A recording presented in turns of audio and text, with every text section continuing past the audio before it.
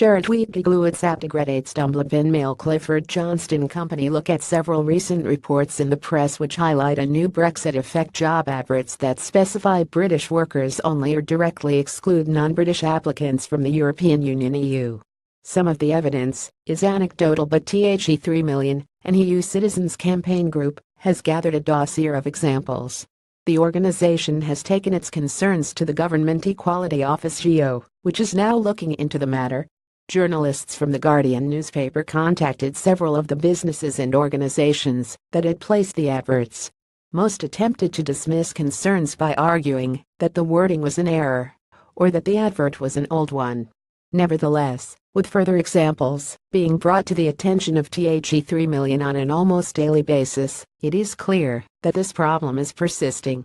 Looking at it generously, it is possible that some employers have misunderstood the effects of the Brexit referendum and the subsequent invoking of Article 50. Doubtless the mixed messages emanating from Downing Street on the position of EU citizens in the UK and the increasingly terse negotiations with the EU itself may be muddying the waters. Even so, it is worth reiterating that, as yet, UK law has not changed. EU citizens continue to enjoy an unrestricted right to work in the UK. The earliest point that this may change is the point at which the UK exits the EU. This is not anticipated to be until March 2019 at the earliest.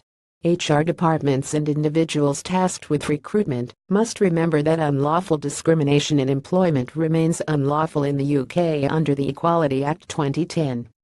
A refusal to permit a citizen of any EU member state to apply for a vacancy is direct race discrimination. So too is a refusal to employ such a person on grounds of their nationality.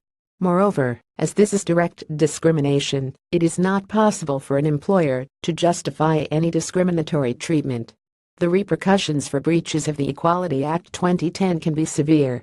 Compensation is uncapped and, as it is based on the claimant's loss, can include an amount for lost earnings going forwards.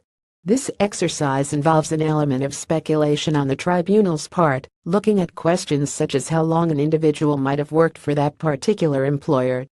Although the claimant is under a duty to mitigate their loss, which, in this situation, is likely to involve looking for alternative work, it is interesting to conjecture how a UK labour market that is increasingly hostile to EU workers might influence a tribunal's thinking on future laws.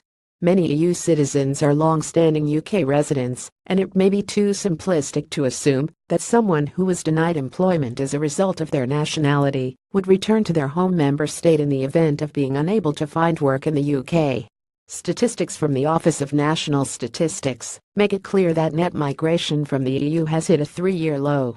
Despite this, it is too early to have any concrete idea of the long-term changes that Brexit may bring to the UK labour market and the associated rights of EU citizens to work here. Moreover, it is risky to do so. Tribunal claims are expensive to defend, and awards can be very high. Add to this the associated negative publicity, and it is easy to see the sense in adhering to the law as it currently stands. Sharetweetgluetsaptigredatestumblebin Mail